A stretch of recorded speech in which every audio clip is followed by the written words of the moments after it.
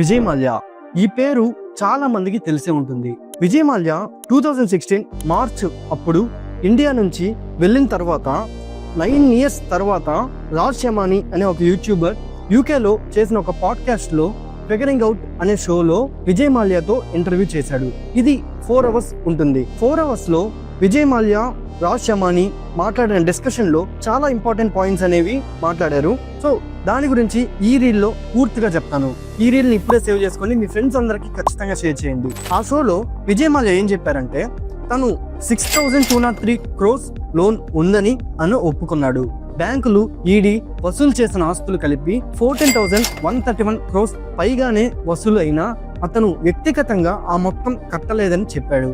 2016లో India నుంచి యూకేకి వెళ్ళి అక్కడ బ్యాంకింగ్, ఫైనాన్స్, ఇతర బిజినెస్ కంపెనీలు నడిపాడు. కానీ లోన్ క్లియర్ చేయడానికి ఇంకా పోరాటం చేస్తూ ఉన్నాడని చెప్పాడు. ఇంకా కింగ్ ఫిషర్ ఉద్యోగులకు క్షమాపణలు తెలిపాడు. ఇంకా ఇండియాకి ఎప్పుడు వస్తారు అడగగా, ఇండియాకి తిరిగి రావాలంటే న్యాయసిద్ధమైన ఫెయిర్ ట్రయల్ కావాలి అని అంటున్నాడు.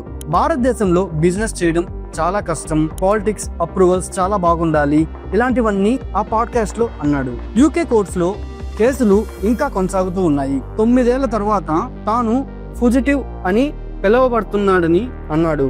ఫుజిటివ్ అంటే దేశాన్ని విడిచిపెట్టి న్యాయస్థానం ముందు హాజరు కాకపోవడం అని అర్థం.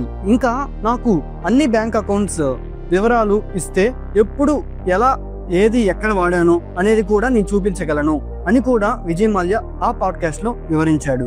సో దీని మీద మీ ఒపీనియన్స్ ఏంటో కింద కామెంట్ లో మెన్షన్ చేయండి. అండ్ మీకు ఇంకా ఎక్కువ డీటెయిల్స్ ఏదైనా తెలుసుంటే అది కూడా కింద కామెంట్ లో మెన్షన్ చేయండి. సో ఇలాంటి డైలీ ఫ్యాక్ట్స్ కోసం ఇప్పుడే మన ఛానల్ ని ఫాలో అవ్వండి.